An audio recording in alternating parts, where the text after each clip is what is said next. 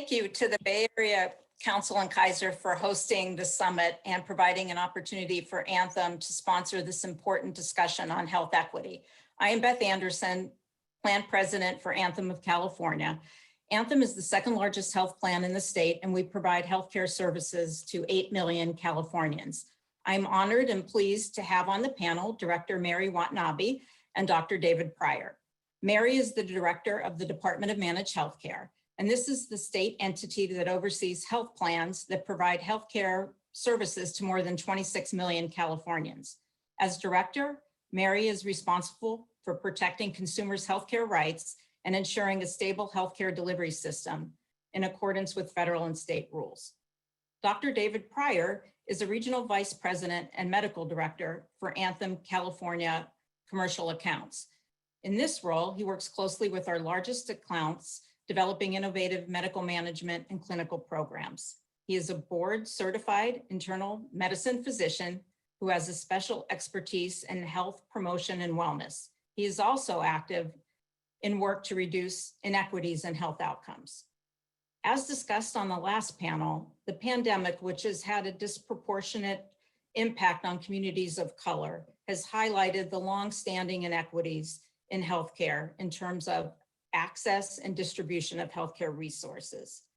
And this topic aligns with Anthem's goal to take action in pursuit of a more just healthcare system and society. We're focused on using data to drive social and clinical programs like telehealth, improved maternal health outcomes, and mental health access to drive improved health equity. As you will hear today, the state is also focused on promoting equitable health outcomes, but state leaders cannot drive health equity alone, and this effort requires a partnership with the business community, local government, and community partners at all levels. So I'm going to kick off the discussion, and we're going to start with Director Watanabe. From a state perspective, what issues has COVID brought to light? Thank you, Beth. It's an honor to be here with all of you today. I will just echo, I think, your opening remarks about the impact of the pandemic on our communities of color, and really highlighting long-standing inequities in our healthcare system. I think that has been probably the biggest priority, and one of the things that I think we all are thinking about as a result of the pandemic. The other issue that is really top of mind for me is behavioral health. I think there's just an acknowledgement that we had a need for behavioral health and mental health services prior to the pandemic, but the job losses, the loss of friends and family, the loss of social connections has really impacted all of us. And in particular, we're really thinking about the impact to our children who were unable to go to school and the loss of those social connections. So I would just highlight that I think behavioral health is another area of big focus as a result of the pandemic. And then I do think as you mentioned, there's some positive things that came out of the pandemic, the focus on telehealth and the opportunities that telehealth provided to provide culturally competent and in language access to healthcare services, but also to just help us all to stretch and think a little bit differently about how we can ensure that all of our Californians have access to care. So I'm excited about some of the opportunities there that will continue beyond the pandemic. But for, I think, the state, those are really the top three, I will say, that keep me up at night and that we are thinking of, and happy to talk more about some of the investments that the administration that the governor's proposing as part of his budget this year as well. Okay, great. I think all those topics keep all of us up at night for sure. So Dr. Pryor, maybe you can share with us what perspectives we've learned as a healthcare company, as well as the perspectives of our employer groups from COVID. Yes, well, thank you, Beth, and good morning to everyone. Certainly, just as Mary mentioned, we at Anthem certainly had an understanding before the pandemic that the role of race, ethnicity, and socioeconomic status, we knew that played a role in access to care and health outcomes. But I think COVID really, in a very real time, showed us how glaring these differences are. Excuse me. I think very early on in the pandemic, we started to notice that there was a disproportionate impact in our Latino population. And that was a little surprising. This is around, March 2020 when things were really starting to hit the wall there. And then we noticed that even though the white population, Latino population in California, both at about 39%, 56% of all the cases were in the Latino community. So that disproportionate impact really, we learned more than ever where people live, work, and play is important. And certain people who worked essential jobs, they couldn't work from home, they were more susceptible to this pandemic and to the disease. So for us, that was really even enlightening. And as a company, we really started to rally around how can we really make sure we're treating our population holistically and taking into account their social needs. So that was partly some of the biggest takeaways early on. So could you comment or provide some examples of some of those specific interventions as a result of COVID and how we might continue those into the future to address health inequities? Exactly. So I think early on, we really rallied around trying to be there to fill some of the social needs that people had. So I remember early on, we worked with our foundation around, food access, right? And some of our partners in the nonprofit sector really rallying, obviously giving additional resources and funding so that we could get food to our members wherever they're at. And so that the food insecurity issue was addressed. At the same time, as you know, Beth, there were the issues of social justice and there's a lot going on in the midst of COVID. So we really, again, worked with those community partners to try to address some of those needs around social justice. And I think through this, it really allowed us to really define our new community health strategy that's certainly anchored in equity. And that's really now a part of everything that we do. And so, as you mentioned earlier, we started to focus on three areas, as Mary said, mental health, maternal health, and those type of outcomes, improving outcomes there. And really this idea of utilizing food as medicine, not only to address these food deserts and the inadequacy of nutrition for folks, but also how they can address chronic disease that we've had in our populations as well. So we really started to mobilize around that. And then we developed what's called a whole health index.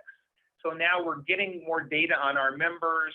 We're assigning them or ascribing to them a score that takes into account their physical health, their social environment, and their mental health, and that we can measure that over time to see that our interventions are making a difference. So I would say, Beth, really this taking a step back, looking at things from a holistic standpoint, that's really been a big takeaway from us and a strong direction we're going to in the future. Okay, great, thank you. Director Watanabe, what's the state doing from a policy perspective to address some of the issues that Dr. Pryor mentioned? Yeah, so in the governor's May comeback budget plan, there's a lot of initiatives to really address health equity and just to make sure we're supporting our most vulnerable populations. The one that really impacts the department that I'm excited about is that there's a proposal that would give the department authority to establish a core set of priority measures. And so these are quality measures really with the health equity focus, and to establish benchmarks or standards that our health plans would need to meet. Across purchasers, there are dozens upon dozens of measures that are collected. There's some overlap, but not a lot. And the goal here would really be to reach consensus on a core set of measures that get to the core of addressing health disparities.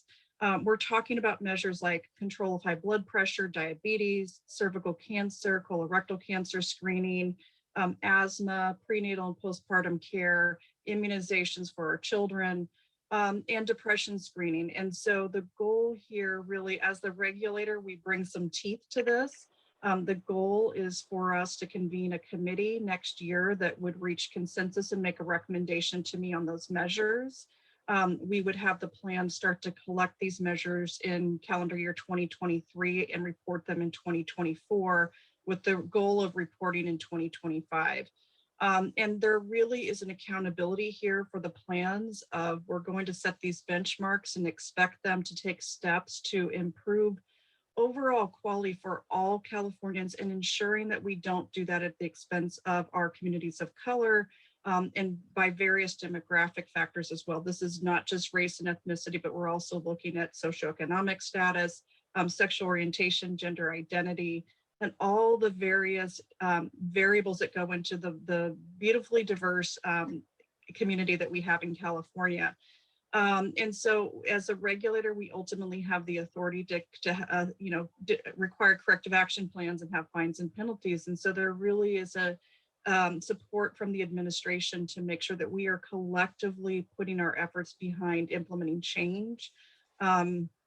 I'm excited to hear that Anthem is already kind of doing some work in this space to really understand what interventions we need to do to implement that change. But I'm excited about this opportunity for us to really collectively, as the health plans and the state come together to work on health equity.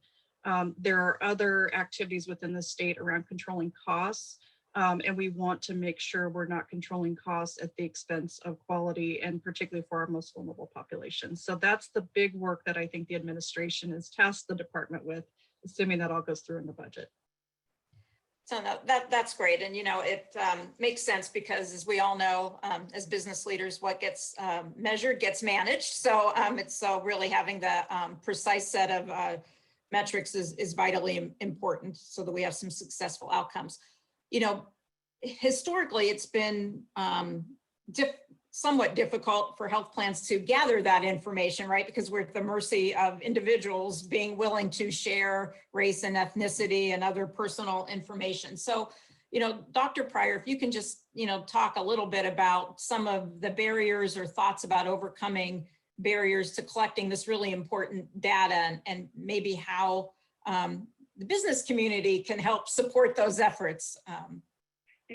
Yeah, that's a good point, Beth. You're right. For a number of years, we've had initiatives to collect more data around race and ethnicity.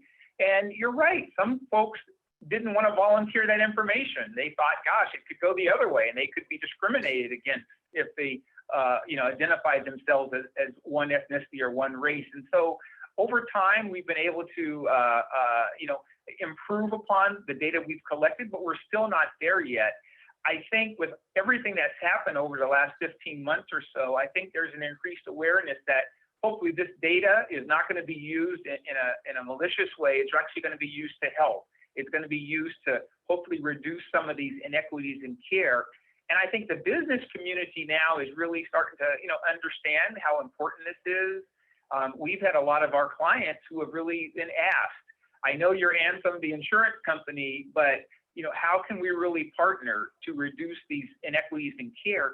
And many employees are looking to their employer to say, gosh, what are you doing in this area? We think this is important. We want to be, proud to work for this company, but this is one thing that we want you to tackle, to think about. So I think that the partnerships now with businesses, with the Department of Managed Healthcare, with all these entities coming together to really raise the awareness of the need to collect this data and to measure it, I think hopefully that will allow for some of that breakthrough. But it is always tough there. But I think if we get the message out why we're collecting the data and what we're going to use it for, I think that's going to help.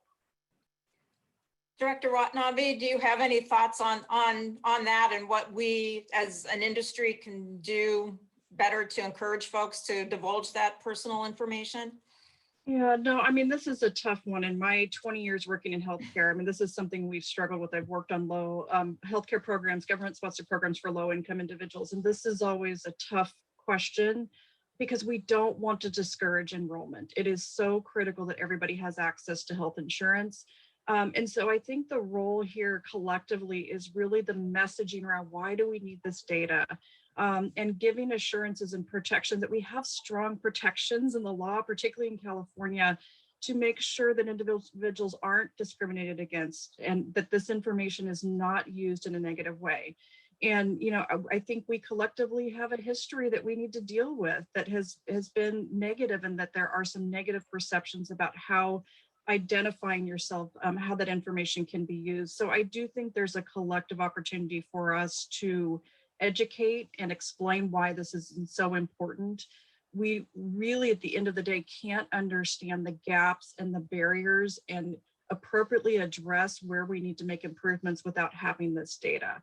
I am excited to see that there's movement, I think, across not just healthcare, but in other areas to really embrace this idea that we need to understand our diverse communities and be able to identify them to deploy the appropriate intervention. So I think, again, there's a role here for both the state, for our health plans, and for our business community as well. And I think what we've learned, and I'll just make a comment here, is with vaccination efforts, having trusted source to deliver that message, and like to get your thoughts on that. You know, as we all know, sometimes healthcare companies are not viewed necessarily as a trusted source. So, you know, thoughts on how we can go about getting the message out, to your point about why this is so important. Either one of us. Yeah, well, I will just add that government is also not often a trusted source. I've worked on a lot of outreach and enrollment assistance programs, and I cannot overstate the importance of our community-based organizations, both in providing culturally and linguistically appropriate services, but really they're the trusted messengers, the community organizations that you go to in your time of need, that are the individuals that maybe you come into contact with in your place of worship, in the grocery store, at your children's school. Those are really the individuals best positioned to be the trusted messengers. We rely on them for a lot of things. When as a state employee, when I go into a community, they don't know me. I am probably one of the least trusted people. But I think it's really important that we leverage those community organizations. I also think that they understand how to reach some of these hard to reach communities, and we're seeing some of the creative work that's being done in the space of when it was both for testing, but now with vaccines as well, to address some of that hesitancy, but also figuring out what's the right means to reach people. It's not always you have to come to us. And so I just would put another plug in for our community-based organizations. Yeah, and I would add, Beth, you know, I mean, thinking outside of the box with these partnerships, as you know, we have a partnership in Oakland with a professional soccer team called the Roots. That really is, it's soccer, yes, as a game, but they're really trying to embrace the community and create conversation and change and deal with social justice issues. And so us being able to partner with them, and then when they have their opening game, bringing on, you know, capabilities to do vaccinations right there. So it is trying to bring some of these services to locations that we may not have gone to in the past. And so I think that's very important. I agree. So I know we're coming close to the end here. So I have a question for both of you, and Director Watanabe, we'll start with you first. What can the business community do to help support these efforts, you know, from the state, from the healthcare providers, health plan perspective, in order to promote health equity? Yeah, and maybe I'll just, in case you're not familiar with us, we, you know, as Beth mentioned, we regulate about 95% of commercial and government enrollment in the state. There's about 14 million consumers in our, what we call our commercial market, and the majority of those get their health insurance through their employer. And so it wasn't until we were prepping for this meeting that it really occurred to me, we don't hear often enough from employers, and that is a perspective and voice that we really need to hear from the business community. Of what are you thinking about when it comes to the health and well-being and the healthcare for your employees? So there's definitely an opportunity to participate in our committee when it convenes next year. To really, we'll be looking for purchasers and broad representation on the committee, but our meetings will be public, so there's an opportunity to give public comment and really be a thought partner with us as we develop this priority set of measures and the health equity benchmarks as well. And I would just, again, I think there's an important role in collecting the demographic data we need to really look at these measures. The plans need that information, but employers have, and the business community has a role in collecting that data. And I would just encourage you to continue to think about equity in everything you do as a leader and employer. we are thinking both internally and externally about how we bring that health equity lens to everything we do. And I would encourage you to do the same, because it really will impact overall a healthy economy, health of our employees, and every consumer within the state. Very well said. Dr. Pryor, some closing thoughts in terms of what, as a health plan and working with employer groups day in and day out, we can do? Yeah, I would just say, I think those employers who really do embrace diversity and embrace inclusion, they seem to thrive. I think there's a lot of studies that have proven that, even from a business standpoint. So I think as it comes into health equity and access to care, kind of embracing that as well, having those conversations within your company, certainly with your health plans that you have insurance, ask those questions. What are you as a health plan doing in this area? And they should be able to give you a litany of things and programs. So I think it's kind of, continuing to embrace partnership, ask those questions, and continue to create that environment where employees feel comfortable and they can, hopefully get services that are tailored to them. If it's talking about, maternity outcomes, whatever it is, there's alternatives, there's doula programs, alternative type providers to deliver the baby. So it's really getting a feel for what will work and what people will utilize and what people will trust. So I think it's an exciting time, and I think this idea of a partnership can really accelerate things in this area. Okay, so 5 minutes left, and just any closing thoughts on terms of, we mentioned telehealth in terms of, something positive that came out of the pandemic. And, I don't think telehealth's going back in the box, as they say. I think it's here to stay. So thoughts on what we collectively can do to support access to care via virtual means, telehealth. Director Watanabe, sorry. That's okay. Yeah, no, thank you. This is something that we are thinking about daily. I think for the department, the challenge will be ensuring that telehealth is used when it's appropriate and that consumers continue to have a choice. And as a regulator, we will want to make sure that the health plans are monitoring outcomes and quality. I think one of the concerns we collectively have is that we don't push our more vulnerable populations into telephone visits or maybe video visits, or they don't have the ability to do video visits, when what they really need is an in-person appointment. And so that relationship with their provider is so important, particularly as we think about addressing chronic conditions and really improving outcomes. But there's a lot of things we saw, and we knew a little bit of this, but we didn't really test it until the pandemic. Again, about providing culturally and linguistically competent care, but also in the behavioral health space, addressing some of the stigma and being able to have a visit in your home. And then just, if you think about just to, make an appointment to go see your doctor, you need to maybe take time off of work, find transportation. And so telehealth really has some exciting opportunities to ensure that all consumers are getting the health care that they need. But we want to make sure that's done appropriately and equitable, and that we're monitoring quality and outcomes, and with the hope that this is better care in many ways than what they might get in person. So exciting to continue to work with our health plans and other partners on the expansion of telehealth. Well, thank you. Dr. Pryor, I'll leave you with the last thoughts on the topic of telehealth in terms of providing care virtually. Yeah, I would agree with Director Watanabe. We at Anthem really see ourselves as a strong digital company at this point, and really are pushing digital. We see that as the future, but at the same time, we know it's not one size fits all in healthcare.